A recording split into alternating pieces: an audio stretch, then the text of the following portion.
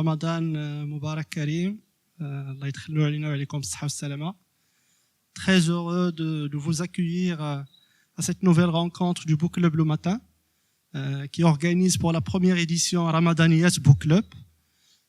Juste un tout petit mot par rapport à Book Club, c'est une initiative du groupe Le Matin, dont l'objectif est la promotion de la culture en général et la littérature et le livre en particulier.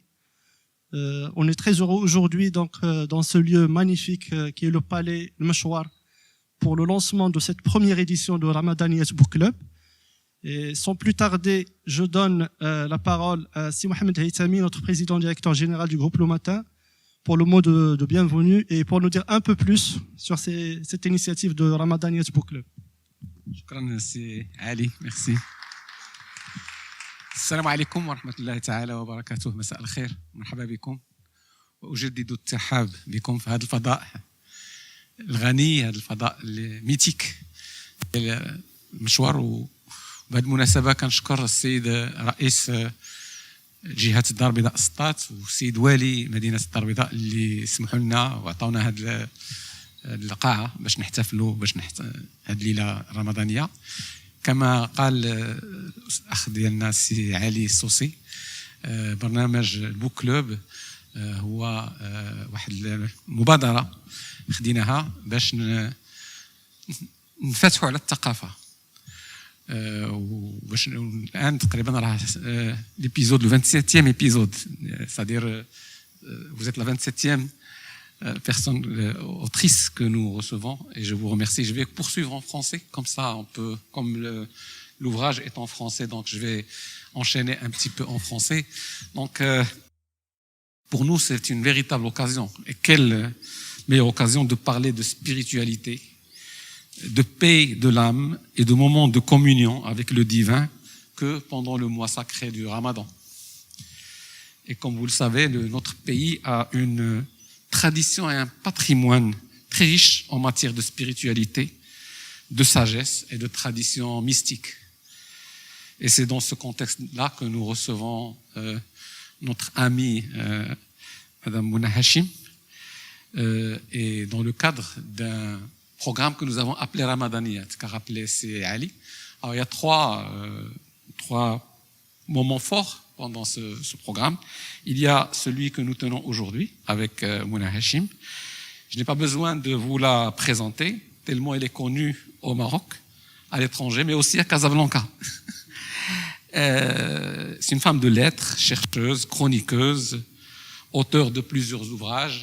Elle fait aussi des posts et des capsules audiovisuelles, et elle nous fera voyager à travers ces différents écrits consacrés à la riche histoire du Maroc. Elle nous offrira également l'occasion de découvrir ou de redécouvrir des personnalités qui ont marqué l'histoire de notre pays. La soirée ne va pas s'arrêter là, elle se poursuivra avec une séance d'animation musicale avec l'artiste de musique traditionnelle Melhoun, si Jamal Din Heddo. Et Melhoun aussi rappelle aussi ces moments, je dirais, de spiritualité. Alors, comme j'ai dit, il y avait trois rendez-vous. Le premier est aujourd'hui. Le deuxième, il est à Rabat, en partenariat avec le Sofitel, le 4 avril. Et celles et ceux qui peuvent le faire peuvent nous rejoindre le samedi 4 avril à partir de 21h30. Rabat, ville lumière, capitale de la culture aussi. Et donc c'est notre invité de marque, c'est Fawzi Sqalli, anthropologue, président du festival de la musique Sofi, et il présentera un ouvrage, Le face-à-face des cœurs, le soufisme d'aujourd'hui.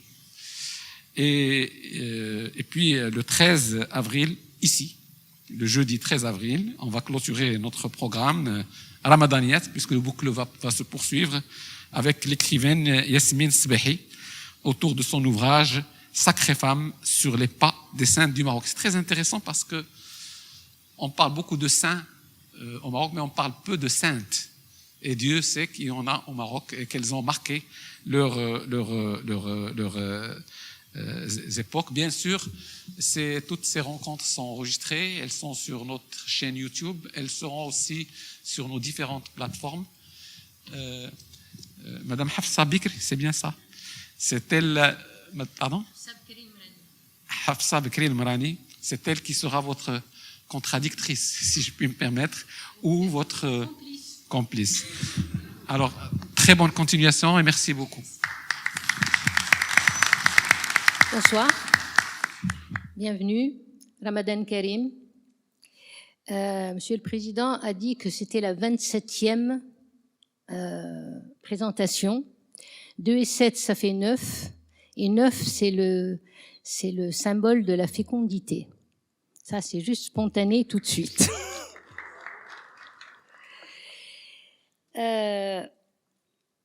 Présenter Mouna Hachim, c'est présenter une dame extraordinaire, de simplicité, de modestie, et surtout une femme qui travaille de manière authentique, loin de la foule et des lumières. Mais c'est une lumière. Mouna Hachim est femme de lettres, chercheur et journaliste, diplômée en littérature comparée de l'université Hassan II à Casablanca.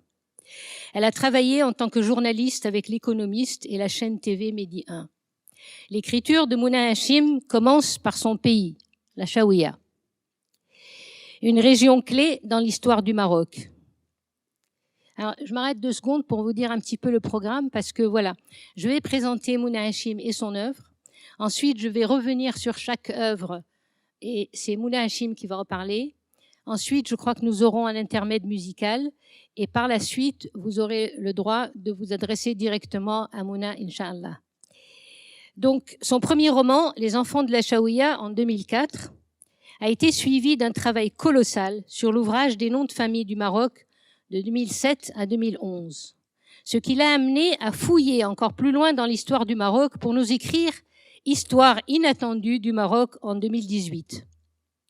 Un livre remarquable qui nous sort du ronronnement habituel et rentre dans les interstices de notre histoire. Ce livre, suivi de chroniques insolites de notre histoire des origines à 1907, en 2016, elle a ensuite exporté sa curiosité historique en Espagne pour suivre les péripéties autour des manuscrits perdus du morisque Ahmed ibn Qasim al-Hajari, alias Afouqaï, alias Diego Bejarano, acteur et témoin des relations maroco-européennes du XVIIe siècle.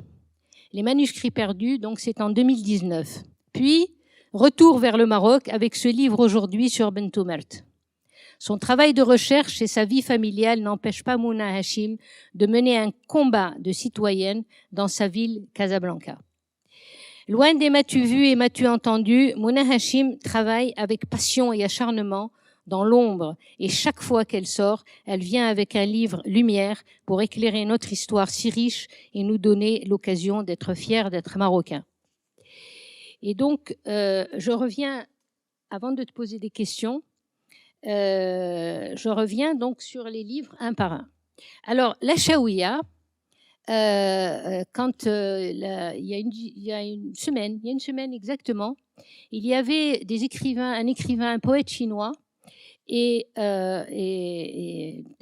3 écrivains chinois et un Américain diplomate à laquelle j'ai fait visiter, puisque je fais partie de Casa Mémoire, j'ai fait visiter l'ancienne Médina.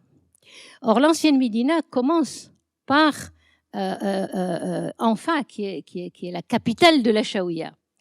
Alors, Chaouia et la résistance, Chaouia pourquoi? Mouna Hachim. Merci Lahfsa. Bonsoir à tous. Merci énormément d'être là. Je sais que c'est un mois particulier. Après le ftour, on a envie juste de rester calfeutré chez soi. Donc merci. Merci au groupe Le Matin pour cette belle initiative. Merci à Lahfsa Bikri El-Marani, poétesse, écrivain, auteur de plusieurs ouvrages, d'avoir accepté de modérer cette rencontre. Merci à tous ceux qui ont veillé à nous accorder ce magnifique espace qui est en phase avec le thème et avec ce mois de spiritualité. Ça nous ressoude, ça nous renvoie encore une fois à notre patrimoine et à toute sa richesse. Donc, effectivement, la Chaouia, pourquoi la Chaouia? Alors, donc j'ai bourlingué dans la presse, j'ai travaillé dans énormément de supports et j'avais envie de revenir à mes amours, c'est-à-dire la recherche telle qu'effectuée dans le cadre universitaire.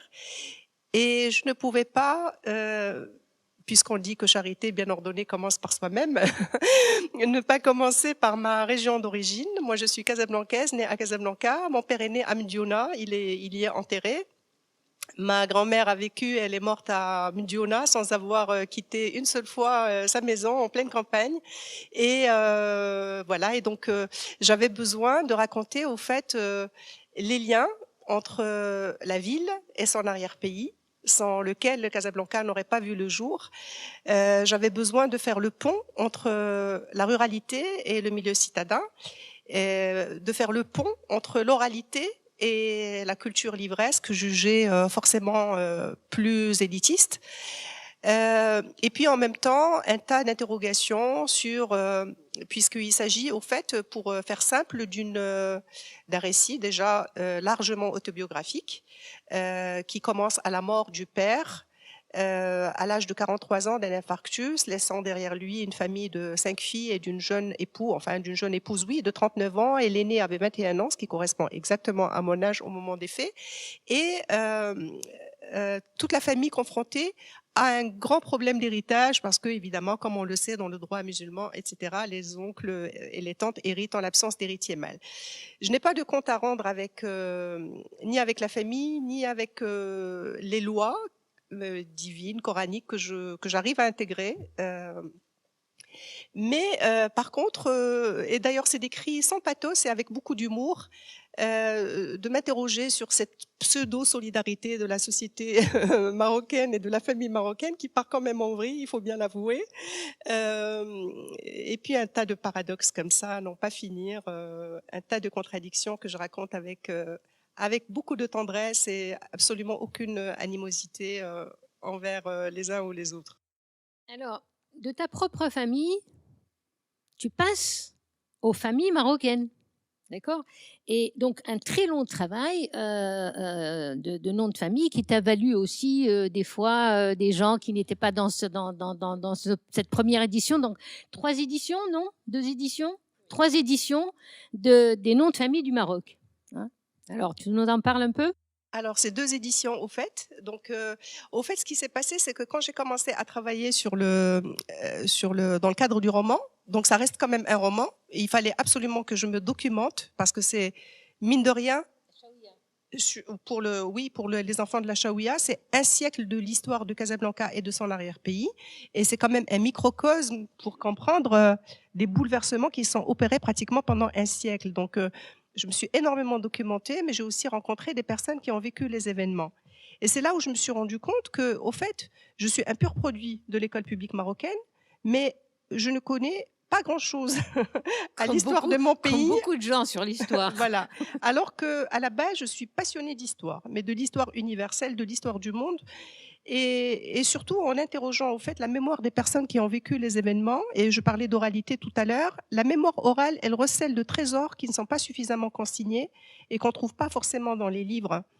Et donc là, de fil en aiguille, j'ai commencé d'abord à rejeter parce que, bon, du fait de mes études universitaires en littérature comparée, je ne lisais pratiquement plus qu'en français. Et donc là, j'ai fait une forme de rejet. J'ai commencé à compiler des ouvrages authentiquement marocains, écrits par de grands fuqaha, des fois écrits encore à la main et tout, que je devais déchiffrer. Et ça a commencé comme un jeu, en fait, un jeu intellectuel qui m'a pris pratiquement 6-8 mois, en n'ayant jamais la prétention d'en faire un livre, jusqu'au moment où ça a commencé à prendre forme et ça a donné le dictionnaire des noms de famille du Maroc qui est sorti qui m'a pris 5 ans de travail pour la première édition et 4 ans pour la deuxième édition augmentée. Et là, je travaille sur une 3e édition augmentée. Donc le but, parce que certaines personnes pensent qu'il s'agit d'une espèce de catalogue des grandes familles du Maroc, ce qui n'est absolument pas du tout le cas.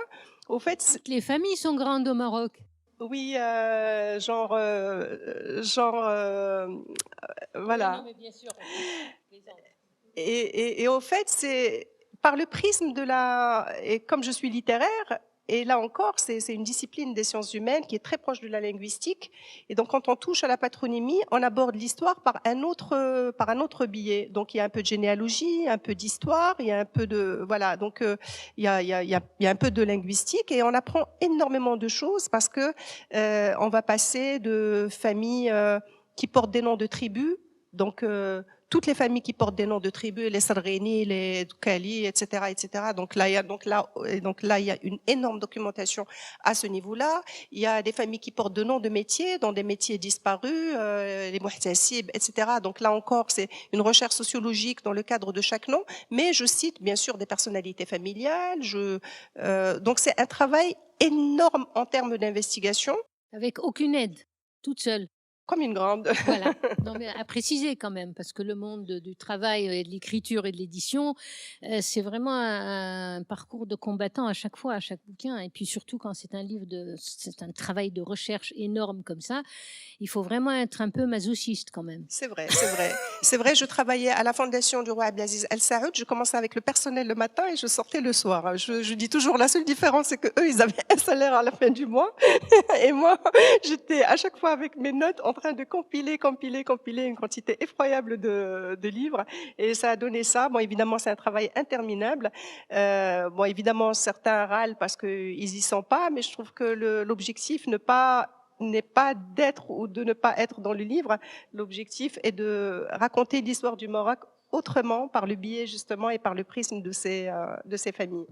Alors, il y a un cheminement logique. Alors, on part de la Chaouia, on arrive au nom de famille du Maroc. Et puis, peut-être que ce sont justement ces recherches sur les noms de famille du Maroc qui t'ont incité à écrire Histoire inattendue, j'adore ce mot, inattendue du Maroc, où là, comme je disais tout à l'heure, tu rentres carrément dans les interstices de l'histoire entre une dynastie et une autre, parce que quand on est à l'école, on apprend, si on les connaît dans l'ordre, hein, c'est pas évident. C'est Omar Aqley qui avait demandé, qui a dit, moi, quand lui, il était banquier, et il dit, quand un jeune banquier vient me voir, je ne lui demande pas les chiffres, parce que ça, il les a appris à l'école. Par contre, je lui demande de me citer 2 ou 3 auteurs américains, 2 ou 3 auteurs allemands, 2 ou 3 autres, et puis de me citer les dynasties marocaines dans l'ordre.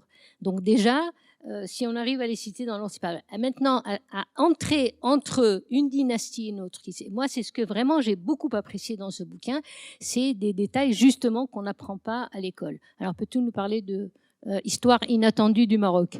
Au fait, il y a une suite logique, un cheminement intellectuel absolument logique entre un travail et un autre. Parce que dans le cadre de ce dictionnaire des noms de famille, j'ai appris énormément de choses sur l'histoire du Maroc au fur et à mesure de mes investigations. On apprend par exemple la profondeur du socle amazigh dans notre histoire. On se rend même pas compte à quel point. C'est-à-dire il y a un nombre incroyable de personnes qui portent des noms amazigh et qui sont parfois arabes ou pas convaincus de leur arabité ou qui ont un arbre généalogique, ce qui n'est pas contradictoire hein, de toute façon. Ça montre juste qu'il y a eu une interpénétration ethnique, linguistique, etc. Il y a évidemment l'élément hébraïque qui est aussi extrêmement important. Et donc, il est important pour moi aussi, et donc ça, juste une petite parenthèse pour dire que je ne suis absolument ni dans le buzz, ni dans le sensationnalisme, parce que bon, certains écrits de presse se sont un peu emparés de mon travail en faisant les gros titres, genre Fassi, Berbère, etc. Moi, je suis absolument pas du tout dans cette logique. Je ne cherche pas à créer des polémiques. Je suis vraiment dans un travail de recherche à l'état pur et qui est passionnant déjà en lui-même sans avoir besoin d'en rajouter. Et il y a évidemment les mouvements de population, et ça aussi c'est énorme parce qu'on ne se rend même pas compte à quel point, par exemple sur les tribus, et là comme je collabore avec le 360 dans le cadre de chroniques, je reviens très souvent sur cette question-là qui me tient particulièrement à cœur. Je suis pratiquement sûre qu'un jour ça fera l'objet d'un livre, Inch'Allah, si j'en ai la force. Et voilà. Par exemple, sur toutes ces tribus sahariennes qui sont solidement implantées, par exemple à Saqi al-Hamra, et dont on va trouver des ramifications extrêmement importantes dans le Souss, dans le Haus de Marrakech, dans le Gharb, dans l'Oriental, etc., avec les mêmes noms, et donc ils gardent leur leur habitude saharienne ancienne, etc. Donc c'est extrêmement important, ça va au-delà de l'histoire. Et donc c'est au fait en travaillant un petit peu sur tout ça que j'ai eu l'idée du livre que j'ai appelé Chronique insolite de notre histoire, en sous-titre Maroc des origines à 1907, qui est sorti en auto-édition. Et un de mes lecteurs l'a envoyé à un éditeur en France sans que je sois même informée, jusqu'au jour où monsieur Henri Bonnier-Père, qui est décédé entre-temps, qui était un grand amoureux du Maroc, voilà, et qui l'a fait sous ce titre-là, Histoire inattendue du Maroc, avec juste de légers réajustements que j'ai opérés, enrichi un petit peu au fur et à mesure de mes lectures.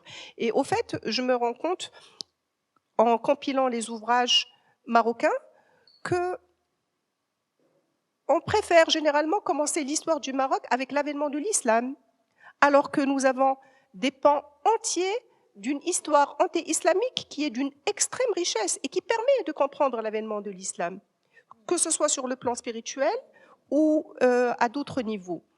Et puis, il y a quelques fables, c'est Napoléon, on lui prête en tout cas cette formule, il dit « qu'est-ce que l'histoire si ce n'est une fable convenue ?» Et donc évidemment, chaque pays raconte un petit peu son roman national. Et donc des fois, il y a des choses... Avec quelques épistémicides. Voilà. Et donc il est important, là encore, sans sensationnalisme, sans provocation, juste de manière dépassionnée et en même temps très passionnée de l'histoire du Maroc, de se dire que oui, on peut tout dire finalement. On peut tout dire, il n'y a absolument aucun souci, parce qu'il y a des pages un petit peu comme ça qu'on n'a pas forcément envie d'évoquer. Moi, je reviens dessus sans absolument aucun problème.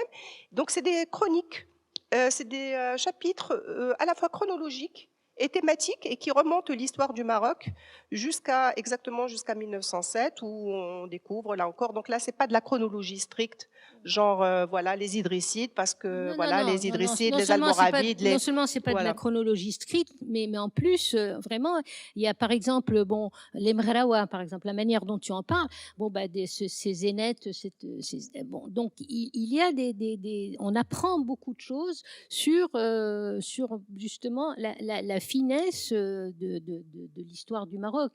Et vous savez, il y a un livre qui est sorti il y a quelques années que j'ai reçu et j'ai contacté l'écrivain qui est anglais et il s'appelle Le Sultan et la Reine. Et c'est un historien à Londres. Et le sultan c'est Mansour Dehbi et la reine, c'est la reine Elisabeth I. Et c'est la reine Elisabeth I, c'est un anglais qui le dit là. Et la reine Elisabeth I, d'abord ses dents avaient été noircies par le sucre du Maroc et les bourgeoises, enfin les aristocrates se noircissaient les dents pour avoir l'air d'avoir du sucre du Maroc.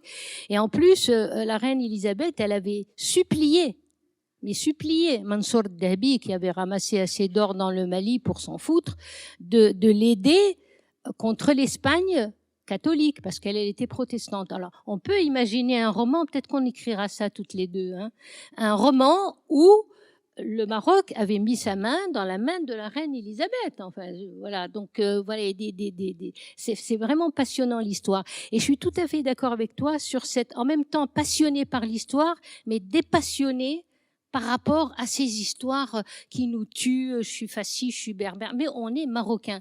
Et je vais vous juste raconter une anecdote.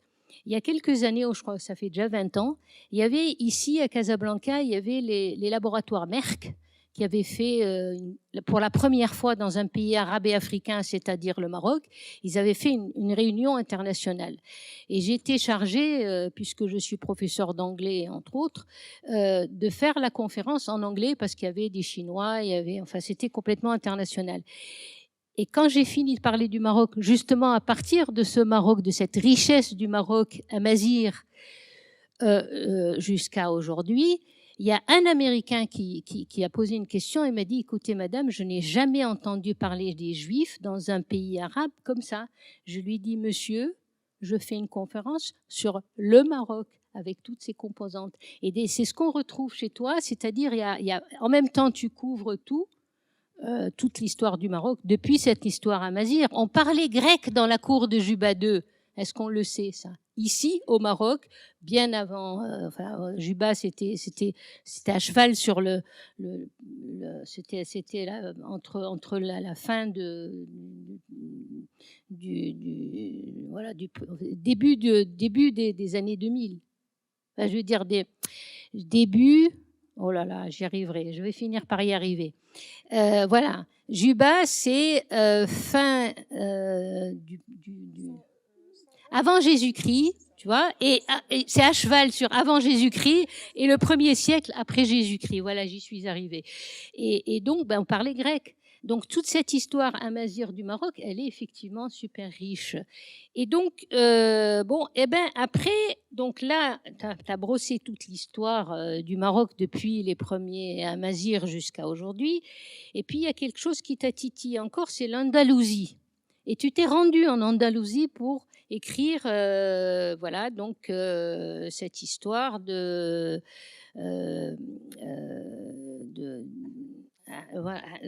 et donc les manuscrits perdus. Alors, peux-tu nous parler encore de ce voyage en Andalousie, à la fois dans ton écriture et physiquement, personnellement, tu es allé? Oui. Ok. En fait, l'histoire se situe à cheval entre le Maroc et la péninsule ibérique parce que je pense que je suis incapable de me défaire du Maroc. À aucun moment, ça me colle à la peau. Moi, je suis du genre à voyager 15 jours et d'avoir qu'une seule envie, c'est de rentrer au Maroc. Je pense que je suis incapable de vivre ailleurs, ni de passer plus de... Franchement, je ne sais pas à quoi ça tient. Pourtant, je passe mon temps à râler contre Casablanca et tout ce qui va avec, mais j'ai besoin de mes repères. Et donc, au fait, le roman se situe entre... Donc, c'est l'histoire d'abord de manuscrits perdus sur lequel je vais sûrement revenir. Et donc le personnage, il s'appelle Ahmed ibn Qasim al-Hajari. Il a réellement existé. Aourid lui a consacré un roman sous le titre Al-Moriski. Moi, je savais qu'il avait sorti ce livre, mais je ne savais pas qu'il parlait de ce personnage. C'est au moment d'écrire mon livre que j'ai appris qu'il parlait de lui. Donc, je n'ai pas voulu le lire pour ne pas être à aucun moment ni influencé, ni... voilà. Et au fait, donc c'est un personnage quand même assez saisissant. Donc les événements se passent à la fin du XVe siècle et au tout début, fin du XVIe siècle et au tout début du XVIIe siècle. Et ça se passe à Grenade, sa ville d'origine. Il est amené à traduire des manuscrits sur lesquels je vais revenir tout de suite. Et ensuite, il va fuir avant les décrets d'expulsion des Morisques. Il va atterrir via un bateau portugais à Mazagan, qui était à l'époque une colonie portugaise. De là, il va se sauver à Zmour. Ensuite, il va se retrouver à la cour du sultan saadien, le puissant Ahmed Mansour Dahbi. Et après la mort de ce puissant sultan, il y a eu quand même une période de lutte fratricide et de guerre civile qui a vu les fils du sultan s'entre-déchirer pour le pouvoir. Et Moulay Zidane, quand il va finir par l'emporter, va l'envoyer en ambassade en France et aux Pays-Bas pour venir en aide aux Morisques.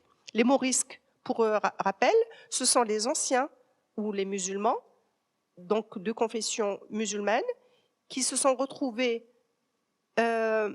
convertis de gré ou de force au christianisme dès 1500. Bien sûr, plusieurs d'entre eux ont gardé leur foi musulmane, mais cachée, puisqu'il leur était strictement interdit de parler en arabe, d'afficher le moindre signe d'appartenance à la culture arabe ou à la culture nord-africaine, jusqu'au jour où les autorités espagnoles, religieuses et politiques, ont décidé que tout converti qu'ils sont, ou qu'ils soient, ils devaient tous quitter la péninsule ibérique au nom d'une conception de ce qu'ils appelaient le sang pur. Et donc, ils étaient considérés de sang impur. Donc, et ici, alors quand ils sont venus, parce que ça, c'est la deuxième, n'est-ce pas, si je me souviens bien, c'est la deuxième vague.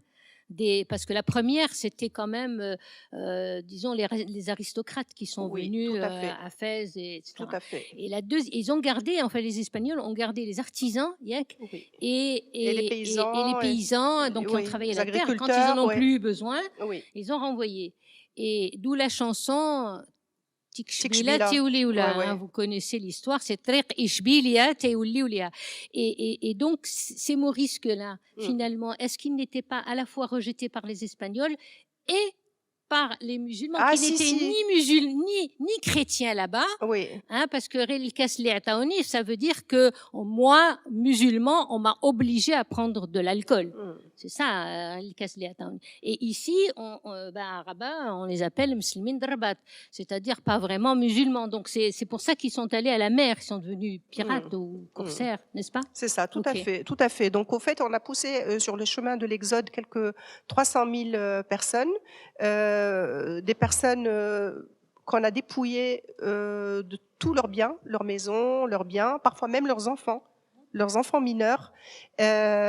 Donc, ce qui m'intéresse dans l'histoire, c'est de faire la jonction au fait entre le passé et le présent, parce que quand j'évoque ce phénomène, c'est un petit peu pour parler aussi des crises migratoires actuelles, de thématiques comme ça et d'autres thématiques en rapport avec ces fameux manuscrits. Alors au fait, mon personnage, puisque mon personnage principal, c'est pas Al-Mouriski Ahmed ibn Qasim al-Hajari, même si évidemment il est là et c'est lui qui autour de lui se passent tous les événements, mais mes véritables personnages, ce sont ces manuscrits perdus. Et le jour où j'ai découvert l'histoire de ces manuscrits, il fallait absolument que j'en fasse un roman. Alors ces manuscrits, c'est une histoire véridique. Alors pour n'importe quelle personne, vous tapez sur Internet, vous tapez livre de plomb, Libros Plombos, faites pas attention à ma prononciation en espagnol, de toute façon tous traduits sur le net, c'est ça qui est extraordinaire, et vous allez trouver les informations dessus. Alors, de quoi il s'agit? On faisait des travaux de destruction du minaret de la cathédrale de Grenade pour finir les travaux de la nouvelle cathédrale. Et au moment de casser le minaret, les autorités découvrent, les maçons qui les livrent aux autorités, un coffre dans lequel il y a des reliques, qu'ils considèrent des reliques de saints, de martyrs, et une lettre écrite en arabe. Ah bon? Signé Saint Cécilio. D'accord. Donc lui, Ahmed ibn Qasim al-Hajari, fait partie des traducteurs. Alors il faut savoir qu'à cette époque-là, l'arabe est totalement interdit. Seuls quelques médecins convertis évidemment au christianisme, par conviction ou on n'en sait rien, de toute façon ça ne nous regarde pas. Ce qui est important, c'est de savoir que les médecins, on les autorisait à continuer à parler en arabe parce qu'évidemment, ils avaient accès à toute la richesse des ressources arabes dans le domaine médical. Et donc, Ahmed ibn Qasim al-Hajari a été invité avec les autres à traduire ce document. Mais ce n'est pas tout. Très peu de temps après, genre 6-8 ans plus tard, ils vont découvrir, des chercheurs de trésors vont découvrir dans les grottes de Valparaiso, qui est aujourd'hui l'actuel quartier gitan, ils vont découvrir des ossements qu'ils considèrent de martyrs, mais des livres de plomb. Ce sont eux, ces fameux livres de plomb. Et les livres de plomb, ils sont écrits un petit peu en latin, mais beaucoup en arabe.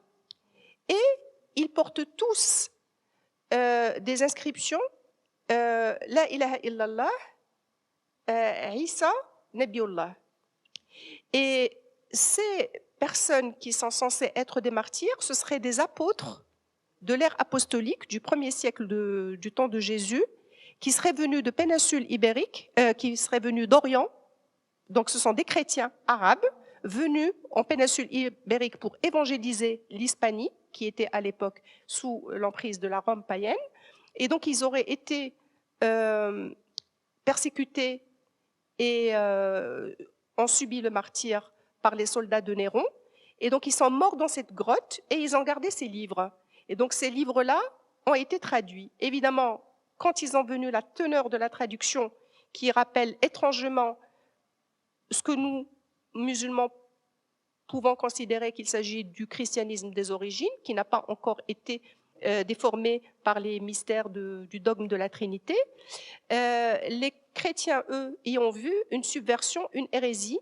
Ils ont convoqué les livres, ils ont été confisqués par le Vatican, et le pape, les autorités religieuses, le Vatican, ne les a retournés à l'Espagne qu'en l'an 2000.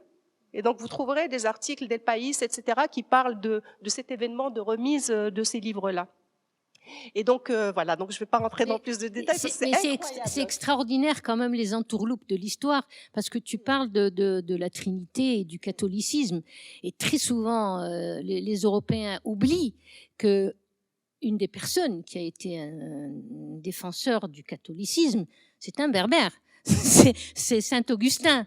Et donc dans le concile de Nicée, ça a été, il y a eu des Imazirènes qui étaient pas pour la Trinité et d'autres comme Saint Augustin qui étaient pour la Trinité. Donc le catholicisme aussi vient de cette rive de la Méditerranée.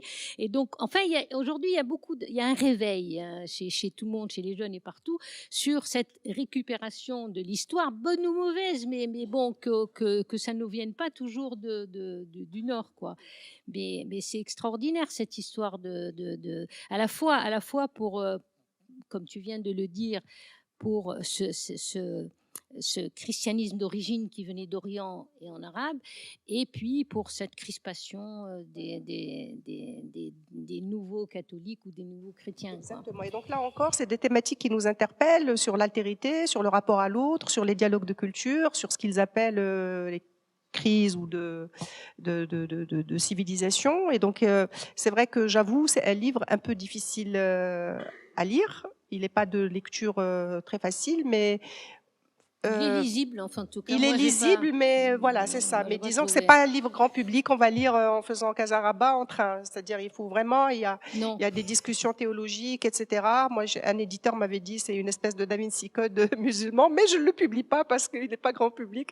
Bon, ça me fait une belle jambe, mais en tout cas, je prends comme un compliment. Non, tu devrais le republier. Non, il y a des livres qui sont pas grand public, comme celui de Chitachni qui est là. Non, c'est vrai qu'on peut pas le lire entre le train de Rabat et de Casa. Alors, mais toujours à fouiller entre les deux dynasties, nous arrivons à ton dernier bouquin, Bentomert. Alors là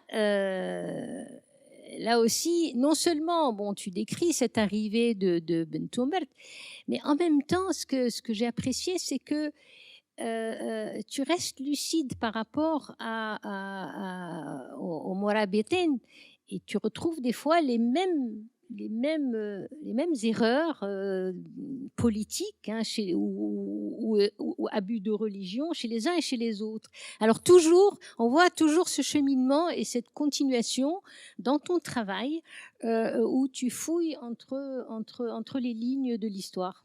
Voilà. Alors donc on arrive à Bentomert et après je poserai 1 ou 2 questions quand même. Alors, il était question d'inquisition religieuse en péninsule ibérique et il était normal aussi que je m'intéresse à une autre forme d'intolérance, même si c'est des sujets, ça fait partie justement des sujets sur lesquels on n'a pas trop envie de s'étendre et que j'ai eu à traiter dans le cadre de chroniques insolites de notre histoire en parlant de violence doctrinelle, parce que évidemment, il est de bon temps de parler des réalisations almohades sur le plan architectural, sur le plan civilisationnel, intellectuel, etc., qui sont évidemment indéniables. Ils ont unifié le Maghreb et l'Andalousie, ils ont régné sur un vaste empire, voilà, etc. Donc, parce qu'ils parlaient amazigh. Ils étaient sur Tamazra, là. Des éléments sur lesquels on ne revient absolument pas du tout, avec pour capitale Marrakech, mais la naissance du mouvement almohade s'est faite dans un bain effroyable de sang. Et à un moment, il faut... et ça fait partie de ma démarche de travail qui, là encore, n'est pas là pour choquer ou pour faire de la provocation, mais juste pour se réconcilier avec notre histoire et de se dire qu'on n'est ni meilleur ni pire que les autres, parce que de toute façon, quand on s'intéresse à l'histoire du monde entier, on se rend compte que ça se passe toujours comme ça. Et ça s'inscrit un petit peu, c'est une logique un peu gramscienne, je crois que c'est Gramsci qui disait... Le vieux monde se meurt, le nouveau monde tarde à venir, et dans ce clair-obscur surgissent les monstres. Et ces interstices, justement, sont extrêmement intéressants parce que ça ne se termine pas à une telle date pour commencer à une telle date. D'ailleurs, mon livre, par exemple, Histoire inattendue du Maroc, il se termine à 1907. On me dit, oui, pourquoi 1907? Le protectorat, c'était 1912. Je dis non, en 1907, Casablanca était bombardée, occupée, Oujda était occupée et d'autres villes de l'Oriental étaient occupées. Donc, le protectorat n'a pas commencé avec la signature de l'acte de protectorat. Donc voilà, donc tout est, c'est pas, les choses ne sont pas, ne se passent pas comme ça de manière radicale. C'est ce qui nous plaît dans ton écriture. C'est exactement ça, c'est que les choses ne sont pas, voilà, tu cherches dans la grisaille de l'histoire aussi. C'est ça. Donc je raconte exactement les 27 dernières années de règne des Almoravides, c'est-à-dire exactement de 1120 à 1127. Ce qui s'est passé après, comme grandeur civilisationnelle des Almohades et tout, moi, je ne suis pas encore arrivée à ce stade-là. 1120, ça correspond à l'arrivée d'un monsieur, qui est quand même fascinant à plusieurs niveaux, et plein de paradoxes, qui est Mohammed Ben Soumert, qui s'est autoproclamé Mehdi pour devenir Mehdi Ben Soumert. À cette date, il n'était pas encore. Il avait effectué un long voyage en quête d'initiation, de savoir, en Occident musulman, notamment à Cordoue et puis en Orient. Et donc, au retour, il s'impose comme censeur des mœurs et il débarque à Marrakech, d'abord en tant que censeur des mœurs. Première scène du roman, il fait tomber la princesse, et c'est des scènes véridiques, parce que évidemment, je suis très, très attachée à l'histoire et à l'exactitude des faits. Et donc, première scène du roman dont a parlé Ibn al-Athir ou Ibn Khaldoun, c'est la princesse Soura, qui est la fille de Youssef Ben Tachfin et qui est la sœur donc de l'émir des musulmans Ali Ben Youssef Ben Tachfin, qui était à dos de sa monture, certainement un cheval avec une campagne, et qui se fait malmener et interpeller par ce nouvel arrivant dans la capitale. Lui, il est originaire évidemment de la région, des montagnes du Haut-Atlas, précisément de Harra, montagne Argen en Amazigh. Et on retrouve cette scène chez beaucoup. Tu peux un peu nous parler un peu de... Chez Ibn al-Athir et chez Ibn Khaldoun, donc qui évoque cette scène. D'ailleurs, Soura, le personnage de Soura n'apparaît dans la littérature que parce qu'elle a eu le tort de se trouver là et de se faire... Donc on la retrouve souvent, cette image de Soura dans... Exactement, voilà. exactement. Donc depuis les auteurs, donc depuis le XIVe siècle, et puis... Oui, exactement, parce qu'ils ont beaucoup traduit Ibn Khaldoun notamment. Et donc il l'interpelle et il tape, parce que lui, il avait la caractéristique de se balader avec un bâton noueux avec lequel il bastonnait à tour de bras. Et donc il tape tellement fort sur la croupe de l'animal que la bête se cabre et Soura tombe à terre. Et donc après, il y a eu la fameuse controverse religieuse, puisqu'on se pose des questions, c'est qui celui-là? C'est un fou, un illuminé? C'est qui exactement un charlatan? Et alors qu'au fait, à côté de ça, Ben Soumert, c'est une sommité intellectuelle. Il va s'illustrer en tant qu'auteur de plusieurs ouvrages. C'est un ascète, mais c'est un fou furieux, très fanatisé, qui avait un objectif politico-religieux et qui a fini par avoir gain de cause, même après sa mort, avec... la fondation donc de la doctrine almohade qui va donner naissance à l'empire almohade, mais qui s'est faite au prix d'énormes violences et ça, il faut le dire, il faut pouvoir le reconnaître. Alors moi, je vous recommande vraiment, ceux qui n'ont pas lu ce livre, c'est un livre merveilleux à lire, où non seulement Mouna, elle parle de cette histoire qui a l'air d'être un peu sèche comme ça, parce qu'on veut le faire rapidement, mais tu parles de la musique, de la cuisine, de tout un travail anthropologique sur ce moment de l'histoire, et surtout le rôle des femmes hein, dans l'histoire. Donc vraiment un livre à lire. Alors, quelques questions quand même, pas beaucoup. Comme ça, on peut passer à l'intermède médical. Mais écrire un roman historique est un véritable défi, un double défi même, le défi de l'imaginaire et le défi de l'authenticité de l'histoire. Comment Mouna Hachim affronte-t-elle ces défis ? Je me pose pas beaucoup de questions parce que je pense que si je me posais des questions, je ne ferais rien du tout. Donc, je fonce toujours la tête la première. Je me fais confiance parce que je suis une grande bosseuse et j'ai toujours je suis blindée, disons, à chaque fois sur le plan de la bibliographie. Donc c'est ce qui me permet, au fait. Et puis, je suis dans la découverte et dans l'émerveillement à chaque fois parce que j'apprends énormément de choses au fur et à mesure de mes recherches et c'est ce qui me permet de continuer sans me lasser, de le faire à chaque fois avec beaucoup d'amour. Et justement dans le cadre de ce roman, donc et là on change de registre parce qu'on n'est pas dans l'essai, qui malgré tout, et même si je lui donne des tonalités littéraires, journalistiques, etc. Mais dans le cadre du roman, c'est totalement différent parce que nous sommes face à des personnages, donc il faut leur donner vie, il faut leur insuffler des émotions, des désirs, des rêves, bien qu'ils aient réellement existé, bien que je colle à leur portrait psychologique ou leur portrait physique tels qu'ils sont décrits, en poussant le vice jusqu'à donner la couleur bleue des yeux d'Abdelmoumen ou l'os qu'il y a sur le doigt de la main de Ben Soumert. C'est-à-dire que vraiment, mais à côté de ça, il y a une documentation aussi monumentale parce que l'action se passe à Marrakech, évidemment la capitale impériale, mais aussi à Tinmel qui est le nid d'aigle des Almohades et aussi à Tazagort qui est l'ancien nom de Zagora. Donc il faut se documenter sur les lieux. La Marrakech du début du règne almoravide. Zagora qui était chrétienne, dis-tu dans le roman. Oui. À un moment donné, Zagora était chrétienne. Donc on apprend des petites choses comme ça en lisant, c'est extraordinaire. Il y avait un royaume chrétien. Voilà. Il y avait un royaume chrétien. Et donc on apprend ça par une esclave dans le voilà. Alors une dernière question. Allez avant l'entracte musical et après vous pourrez poser des questions. Alors, ton livre est remarquablement documenté sur le déroulement historique des événements, sur la vie sociale et culturelle des lieux où se déroulent les événements.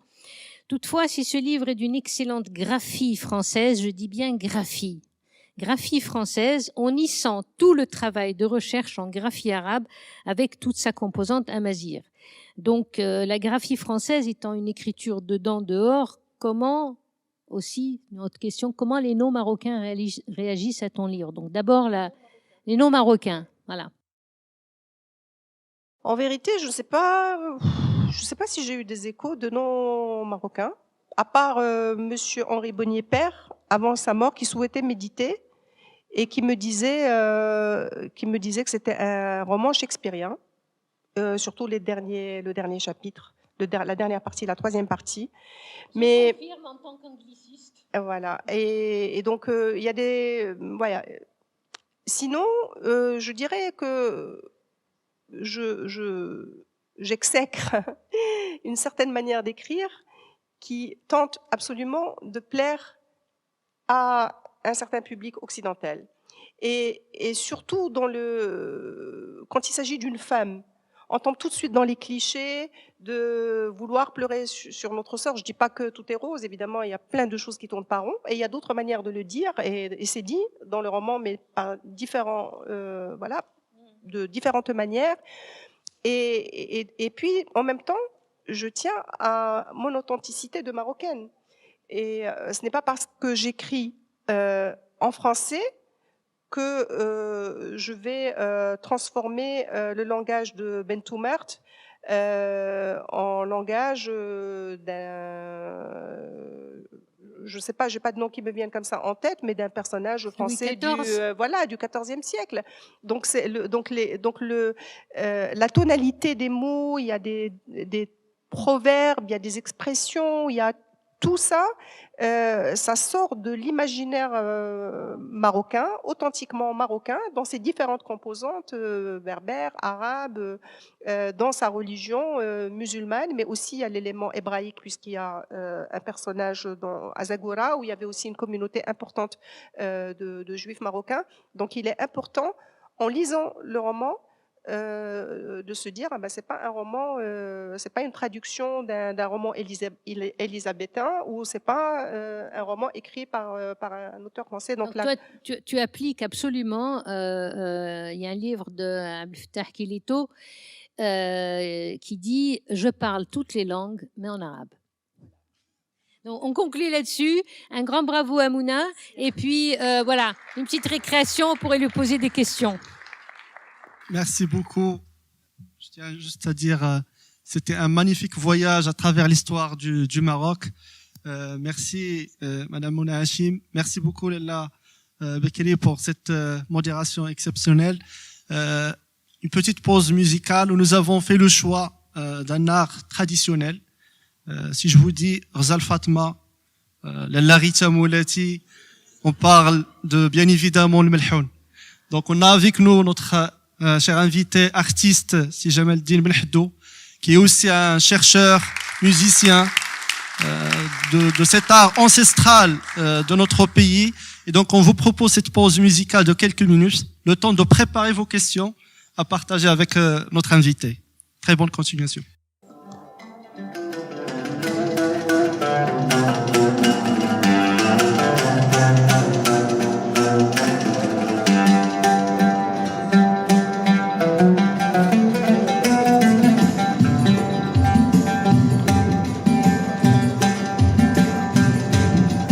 لا تلوموني في الحال جيت نشهد ونودي يعدولي في الموت سبابي خلف ورطة لا تلوموني في الحال جيت نشهد ونودي يعدولي في الموت سبابي خلف ورطة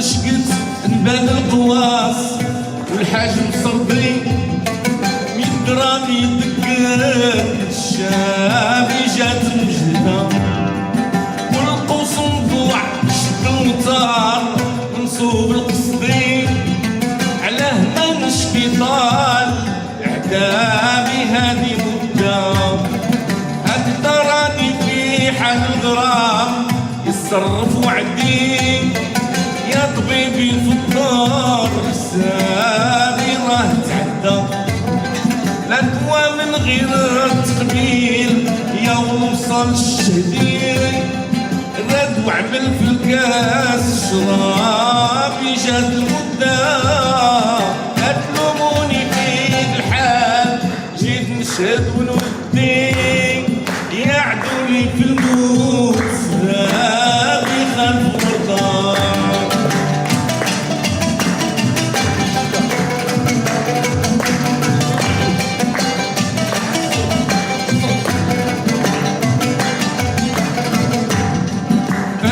في قسنس ما في رياض علي من السعدي زنها رش الخال غرابي من غندا صنها وحطاها بالرشفة طلحت الهندي ياك شفتي معيار وصابي في مبدا فشاني جرحي وانا المال ورقبتي الهدي على كتابي مالي صدى غير جيت نبري في الروح قبل تخرج من جسدي خفت ناسي تلقى طلابي تبغي الفداء لا تلوموني في الحال نشهد ونودي يعدولي في الموت سبابي خلف ورطة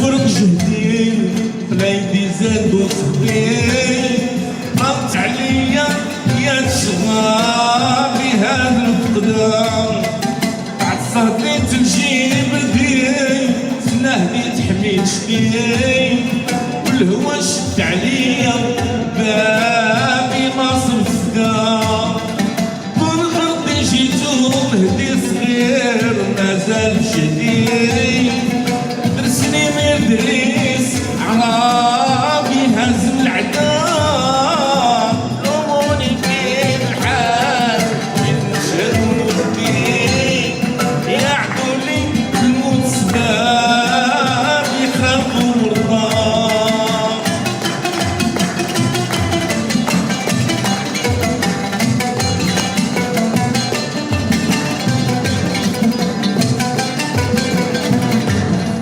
يا ترى يسعدني ريح الوصول نصبلو بندي يا ترى يهزم جيج درابي بجيل قدام يا ترى يتجرد بالكسور ويسق المرعبي عد سهو ينزل ومطر سحابي فوق الفدان